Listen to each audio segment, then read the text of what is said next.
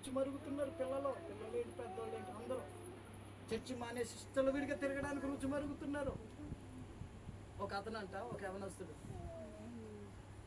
వాళ్ళ ఊరు వెళ్ళడానికి బయలుదేరాడు. బస్సు దిగి వెళ్ళడానికి బయలుదేరితే ఆ ఊరు ఆ చుట్టూ తిరిగి రోడ్డు అమ్మటే వెళ్ళాలి. లేట్ అయిపోతుంది. ఈ అడవుల్లో నుంచి అడ్డపడి వెళ్తే, ఈ దారి బాగుంది, అడవుల్లో నుంచి వెళ్తే తొందరగా మా ఇంటికి వెళ్ళిపోతాను అని చెప్పి అడవుల్లో నుంచి అడవుల్లో దారిని ఎత్తుక్కుని బయలుదేరాడు. అడవులు అమ్మట బయలుదేరి వెళ్తా ఉన్న సమయంలో నేను ఒక పెద్ద ఆయన చెప్తుంటే విన్నాను ఈ మాటలు. అడవుల్లో నుంచి బయలుదేరి వెళ్తా ఉన్నాడంట. వెళ్తూ ఉంటే అడవుల్లో కాపలా కాసే సెక్యూరిటీ ఉంటారు కదా, పోలీసు వాళ్ళు కలిసి, అరే బాబు ఎవరా నువ్వు, ఇటు బయలుదేరా అన్నాడు.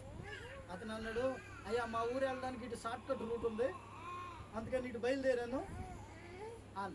ఈ దారిలో వెళ్తే భయంకరమైన క్రూరముఖాలు ఉంటాయిరా, భయంకరమైన తోడేళ్ళు ఉంటాయిరా, భయంకరమైన పులులు సింహాలు ఉంటాయి, ఇటు వెళ్ళకు అంటే, లేదు ఇటు వెళ్ళిపోతాను నేను. అయితే ఒక పని చెయ్యి, సాయంత్రం ఇప్పుడు 4 అవుతుంది కనుక నువ్వు 5 గంటలలోపు 6 గంటలలోపు వెళ్ళిపోవాలి, దాటేసి అడవి దాటేసి అవతలకి వెళ్ళిపోవాలి.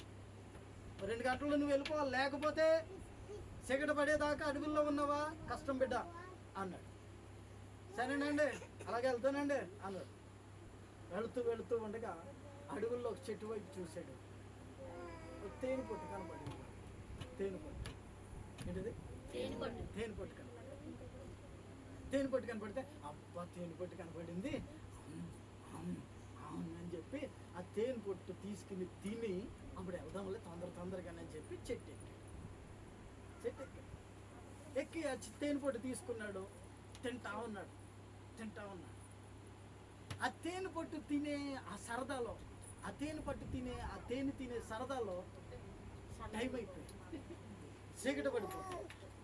సడన్గా చూసుకున్నాడు, అమ్మో చీకటి పడిపోయింది. వాడు చెప్పనే చెప్పాడు. ఎవడు? సెక్యూరిటీ వాడు చెప్పనే చెప్పాడు, చీకటి పడేదాకా అడవిలో ఉండొద్దని. నేను సరిగ్గా మధ్యలో ఉన్నాను, ఎటు వెళ్ళలేను అని గబగబా కిందకి దిగిపోదామని చూశాడు. కిందకి దిగిపోదామని చూస్తే పులి అలాగే కూర్చున్నాను. పులులు వచ్చే సమయం అయింది, కూర్చుంది పులి. అమ్మో పులి ఉంది, ఎలాగా? సరే ఒక పని చేద్దాం, ఇక్కడి నుంచి అవతల ఆ నది ఉంది కదా, నీటిలో దిగుదాం. నీటిలో దిగితే పులి రాదు, నీటిలో దుంకి అవతలకి వెళ్ళిపోదాం అనుకున్నాడు. చూశాడు నీళ్ళంక, ఆ నీటిలో ముసలి అలాగా గట్టుకొచ్చింది. చల్లబడింది కదా, చీడ పడింది కదా, ముసలి అలాగా గట్టుకొచ్చింది. అమ్మో కిందకి దిగుదామంటే ఉంది. కొంచెం దూరం సాహసం చేశాను, నీటిలో దుంకుదామంటే అక్కడ ముసలుంది. కొన్ని చెట్టు మీద కూర్చుందాంలే తెల్లారేదాకా అని అనుకుని అటు ఇటు చూశాడు. ఆ చెట్టు మీద పాము, ఆ చెట్టు మీద తాజుపాము ఉంది, పెద్ద పాము. గజగజగా వణుకుపోతున్నాడు. ఏం చేయాలో అర్థం కావట్లేదు. కిందకి దిగితే పులి, ఆ నీటిలో దుంకుదామంటే తప్పించుకుందామంటే ముసలుంది. ఆ చెట్టు మీద ఏముందాము అంటే పాము కాటు వేయడానికి సిద్ధంగా. ఈ రోజున మనిషి పరిస్థితి అలాగే ఉంది.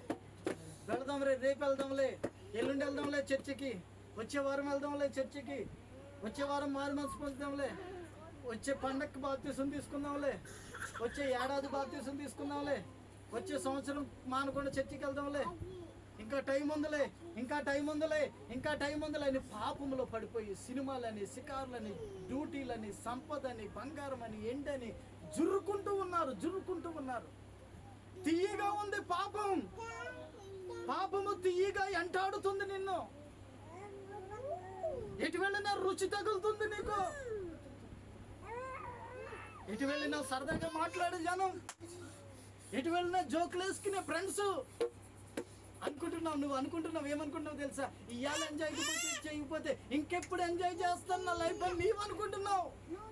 నువ్వు ఎంజాయ్ చేసే ముసుగులో నీవు ఉన్నావు, ఎంజాయ్ చేసే పనిలో నీవు ఉన్నావు, ఎంజాయ్ చేసే ముసుగులో ఉన్నావు, ఎంజాయ్ చేసే తీపిదనంలో నీవు ఉన్నావు. నీ బ్రతుక్కి చీకటి కమ్మేస్తావు. హల్లెలూయా. చీకటి నలుదశలా చీకటి కమ్మేస్తుంది, నలుదశలా చీకటి వెంటాడుతుంది నిన్ను. అందుకే దేవుని వాక్యం అంటుంది, రోమపత్రిక 8 అధ్యాయం, దేవుని వాక్యం అంటుంది, రోమపత్రిక 8 అధ్యాయం.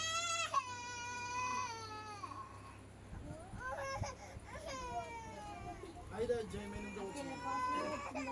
రోమపత్రిక 5వ అధ్యాయం 8వ వచనం. చదవండి. అయితే దేవుడు మన ఎడల తన ప్రేమను వెల్లడిపరుచుచున్నాడు. ఎలాగనగా మనం ఇంకా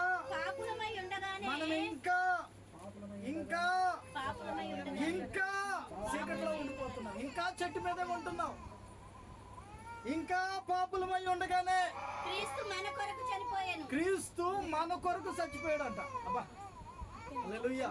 ఈ రోజున నేను అందగత్తిని, నేను సౌందర్యవతిని, నా అంత అందగాళ్ళు లేరు, నా అంత తెలివైన వాళ్ళు లేరు, నా అంత సంపాదించే వాళ్ళు లేరు అని అనుకుంటున్నావు. ఇంకా నీవు ఆ ముసుగులో ఉండగానే, ఇంకా పాపంలో ఉండగానే, ఇంకా పాపంలో జీవిస్తూ ఉండగానే నీ కొరకు దేవుడు చనిపోయాడు, నీ కొరకు ఆయన చనిపోయాడు, నీ కొరకు ఆయన రక్తాన్ని కార్చాడు. ఆయన రక్తపు విలువెంతో తెలుసా? నీ బ్రతుకు. స్తోత్రం కలుగును గాక. నీ బ్రతుకు విలువెంతో తెలుసా? దేవాతి దేవుడు పరిశుద్ధుడైన ఆ యేసయ్య కార్చిన రక్తపు బొట్టు విలువ నీ బ్రతుకు. దేవాతి దేవుడు పరిశుద్ధుడు, నీతిమంతుడు, నీతి సూర్యుడైన యేసు క్రీస్తు యొక్క ప్రాణం నీ బ్రతుకు విలువ.